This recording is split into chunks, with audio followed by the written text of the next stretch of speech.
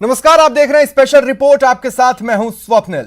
भारत के खिलाफ साजिशें रचने वाला चीन एक बार फिर सक्रिय हो गया है। Chief of defence staff Vipin Rawat के मुताबिक चीन अब भारत के खिलाफ अदृश्य युद्ध छेड़ सकता है, यानी चीन साइबर हमलों को अंजाम दे सकता है। लिहाजा भारत को इसके लिए तैयार रहना होगा, साथ ही अपने डेटा को बचाने के लिए मजबूत साइबर दीवार भी बनानी होगी।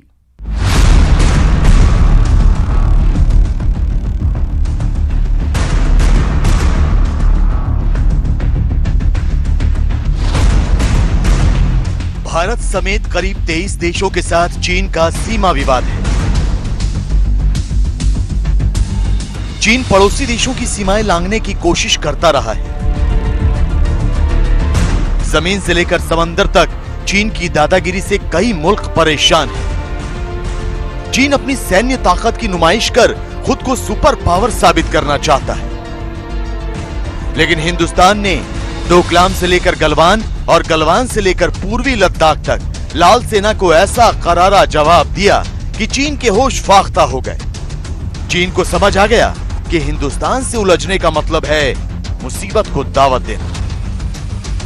इसके बावजूद चीन अभी तक सुधरा नहीं है। रणनीतिक मोर्चों पर मात खाने के बाद चीन कभी भी भारत पर पलटवार कर सकता है। चीन भारत पर अदृश्य युद्ध थोप सकता है। सीडीएस जनरल विपिन रावत की माने तो भारत की सैन्य ताकत से चीन भलीभांति वाकिफ है, लिहाजा उसकी काट के तौर पर वो साइबर हमले कर सकता है। भारत को चीन के इस साइबर हमले जैसी चुनौती से निपटने के लिए नई रणनीति तैयार करनी होगी।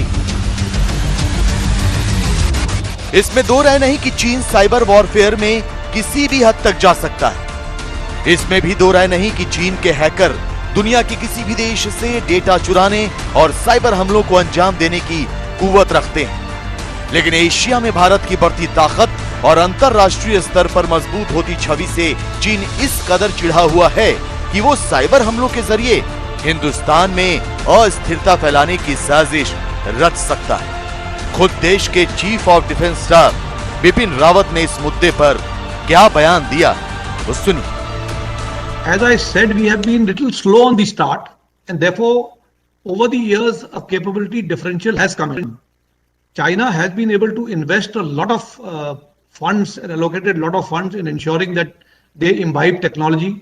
They have sent their people abroad to various Western nations to study their technologies, and therefore they've been able to imbibe some technology, and therefore they certainly have a lead over us. But let me tell you one thing, that while they have a lead over us, we are also evolving technologies to make sure that we come at par with them. But most important, where the biggest differential lies in the field of cyber.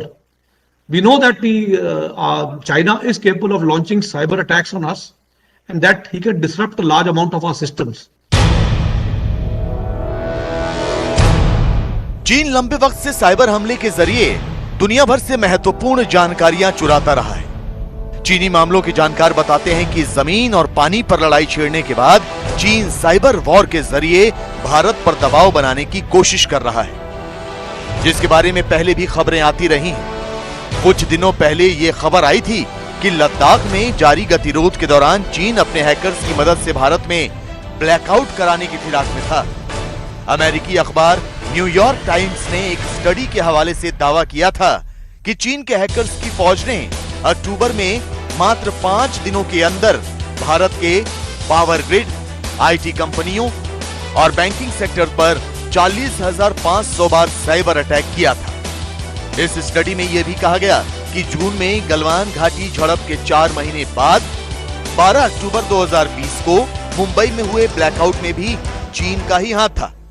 हालांकि भारत सरकार ने Mumbai blackout में चीन के hacking group के role से साफ इनकार किया।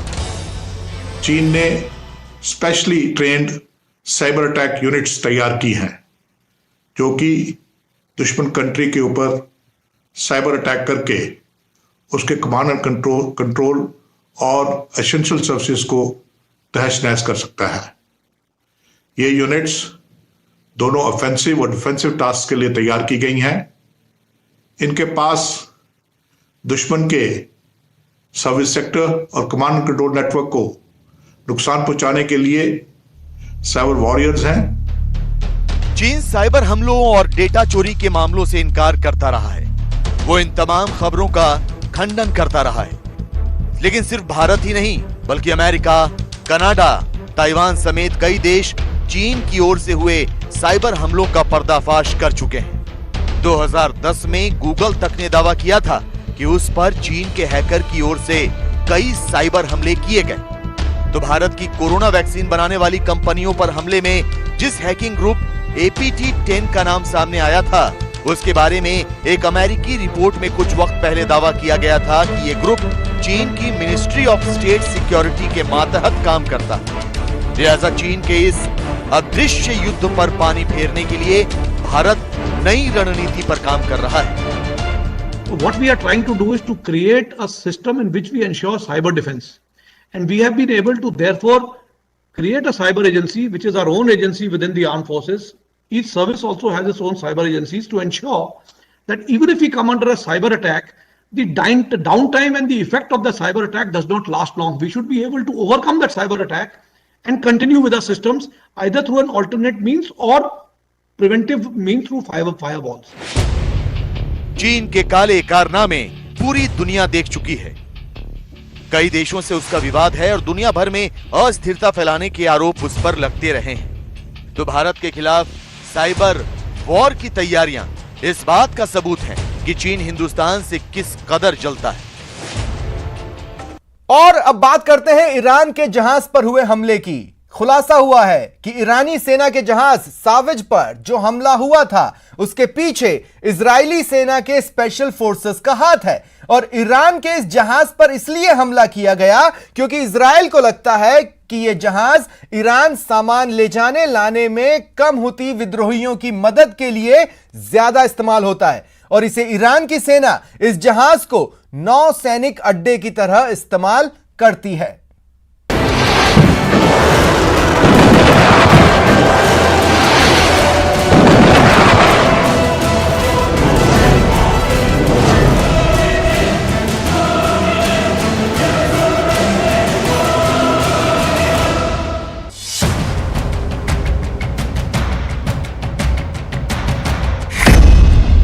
लाल सागर में जंग की दस्तक।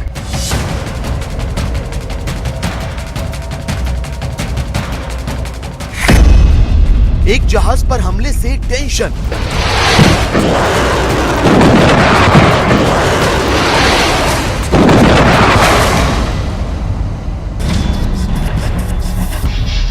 यमन के पास लाल सागर में सालों से खड़े ईरान के मालवाहक जहाज पर हमला क्या हुआ, सनसनी फैल गई।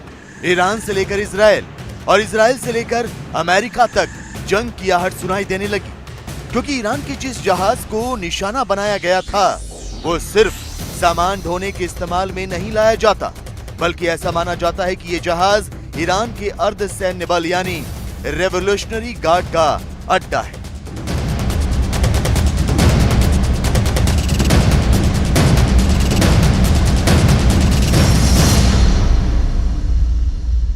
सऊदी अरब ने लाल सागर में ईरान के इस जहाज को लेकर कई बार आलोचना की है। सऊदी अरब का कहना है कि ईरान यमन के हूती विद्रोहियों को हथियार और पैसा मुहैया कराता है, लेकिन ईरान ने इस बात का खंडन किया है। ईरान का कहना है कि समुद्री लुटेरों से बचने के लिए इस जहाज की तैनाती की गई है। लेकिन इस वक्त सबसे बड़ा बवाल तो इस बात का मचा हुआ है कि इस जहाज पर हमले के पीछे इजराइल का नाम आ रहा है। न्यूयॉर्क टाइम्स में छपी रिपोर्ट के मुताबिक इस ईरान के जहाज पर इजराइल ने ही हमला किया है।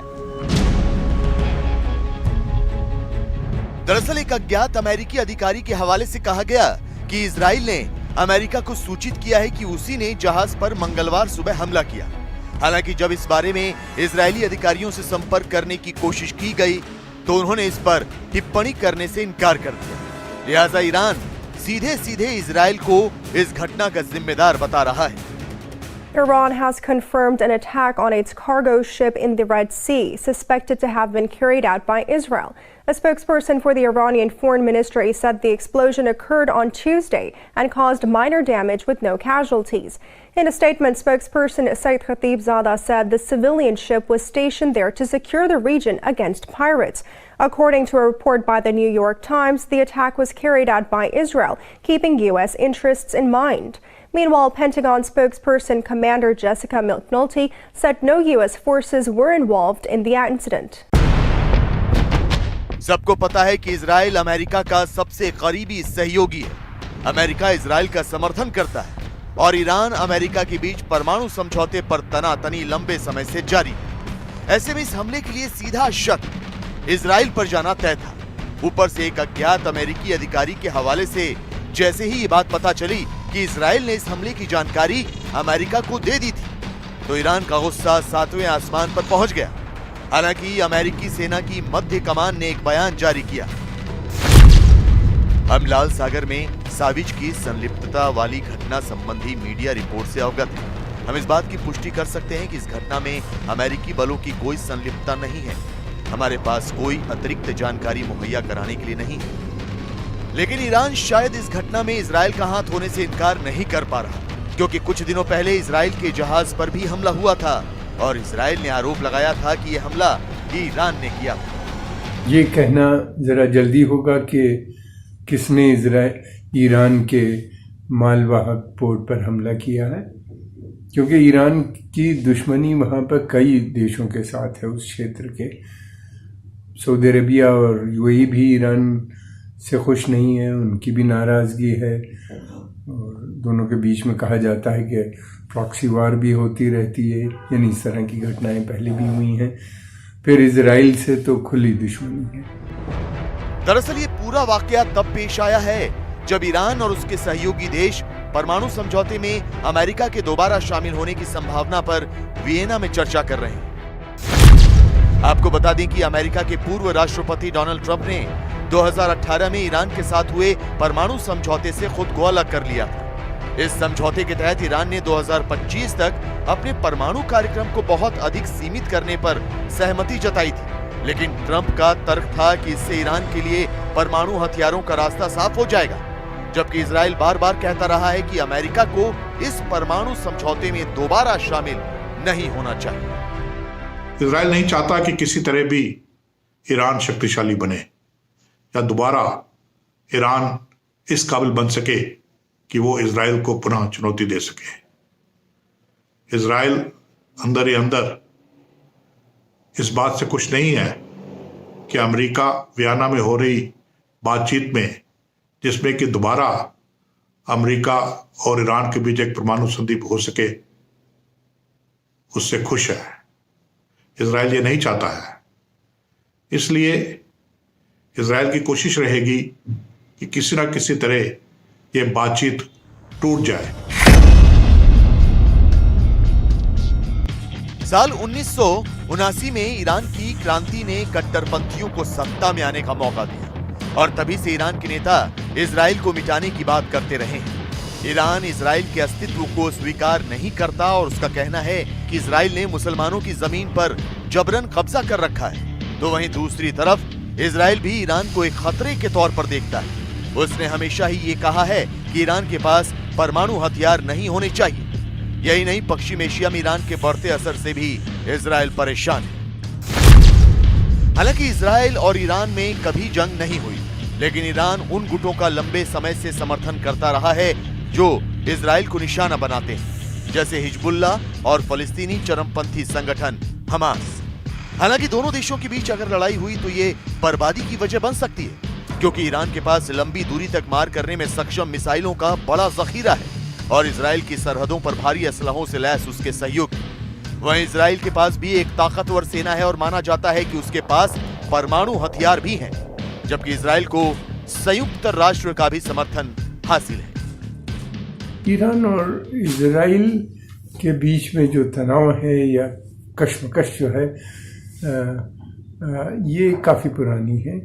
ईरान उन देशों में से एक है जो इजराइल को मान्यता नहीं प्रदान करता। ईरान का मानना ये है कि ये एक ऑक्युपाइड टेरिटरीज है फिलिस्तीन की और उसकी गवर्नमेंट के साथ उसका कोई किसी तरह का कोई संबंध नहीं है और वो अमेरिकन और इजरायली पॉलिसी जो मिडिल ईस्ट में है उसका खुल के बहिष्कार करता है। अमेरिका की वजह से ही नहीं बल्कि ईरान और इजराइल के बीच तनाव की कई दूसरी वजहें भी हैं। लिहाजा ये तनाव जंग के शोलों में तब्दील ना हो जाए, इसकी कोशिश की जा रही है। फिलहाल ईरान के जहाज पर हमले के पीछे छिपे चेहरों की पड़ताल की जा रही है। इजरायल इस मामले में अपनी भूमिका से इनकार कर चुका है और जो बाइडन तटस्थ नजर आ रहे हैं।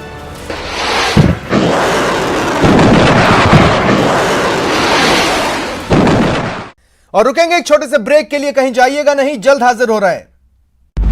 ब्रेक के बाद स्वागत है आप सभी का। बात करेंगे मुंबई के डोंगरी की लेडी डॉन की, जिसकी उम्र तो महज 21 साल है, लेकिन ड्रग्स तस्करी के लिए उसने जो हथकंडा या यूं कहें तरीका अपनाया है, उससे नारकोटिक्स विभाग की नींद उड़ गई है।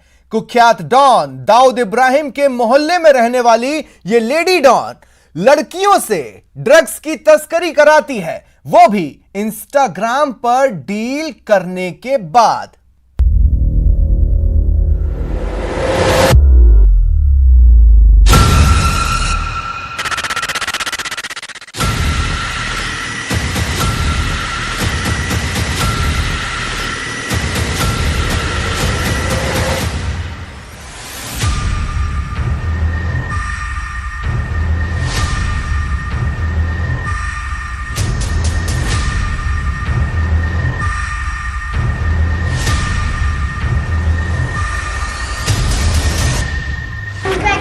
हाँ हाँ उधर ही आ।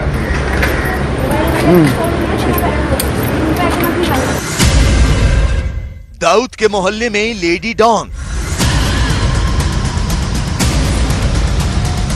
मुंबई में लेडी डॉन का खौफ। डोंगरी में इंस्टा वाली ड्रग डीलर। हाँ हाँ उधर ही आ।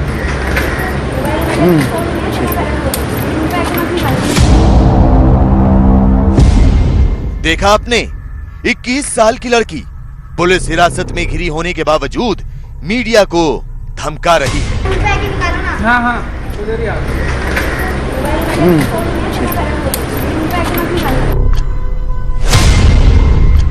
ये है इकरा कुरैशी। डोंगरी में ड्रग्स तस्करी और नशीले पदार्थों की सप्लाई करने वाली लेडी डॉन।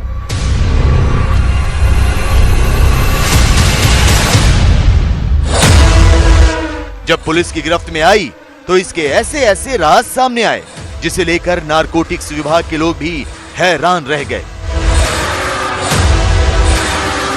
इसे ड्रग्स क्वीन क्यों कहते हैं और डोंगरी में इसका कितना खौफ है, इसका अंदाजा इसी बात से लगाया जा सकता है कि वो पुलिस की कैद में होने के बावजूद मीडिया से बचने के लिए उनके मोबाइल तोड़ने की धमकी देने लगी। हाँ हाँ उधर ही आ। मुंबई के डोंगरी इलाके से नारकोटिक्स कंट्रोल ब्यूरो ने एक ऐसी महिला को गिरफ्तार किया है जो महज 21 साल की है और ड्रग के काले धंधे का पूरा लेखा जोखा रखती है। ये महिला को परसों रात एनसीबी ने डोंगरी इलाके से धर दबोचा रात के समय, जहां पे 3 महीने से एनसीबी इस लड़की की तलाश कर रही थी। ये लड़की इतनी चालाक है कि पिछले 3 महीने से एनसीबी को चकमा दे रही थी। इकरा कुरैशी मुंबई के डोंगरी की रहने वाली है, जहां कभी दाऊद का घर हुआ करता था। अंडरवर्ल्ड डॉन के उसी मोहल्ले की ड्रग डीलर इकरा ने नशीले कारोबार का ऐसा जाल फैलाया था जिसका पता लगाने में पुलिस को 3 महीने का वक्त लग गया, क्योंकि डोंगरी की इस लेडी डॉन का सारा नशीला कारोबार इंस्टाग्राम पर चलता था।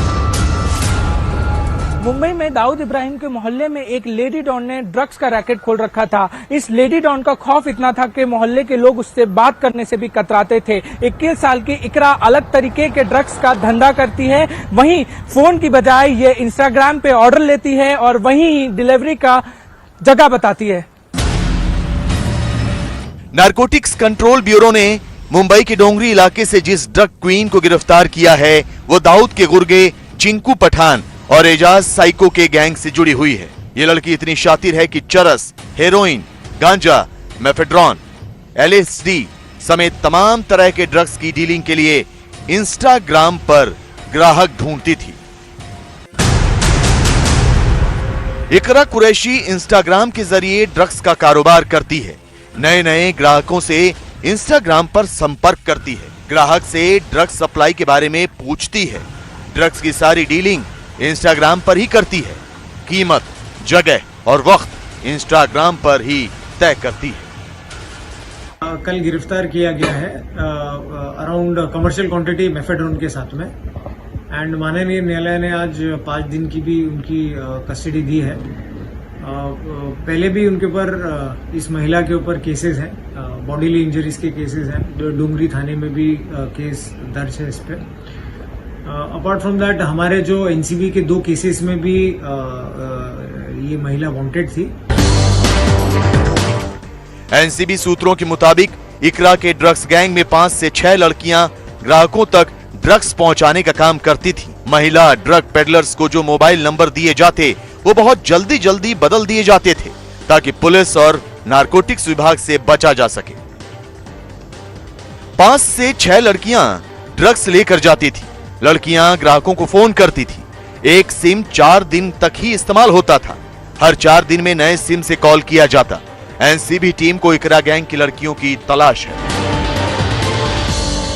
बेसिकली कि ये सप्लाई चेन में काफी इंपॉर्टेंट महिला रोल प्ले करती थी।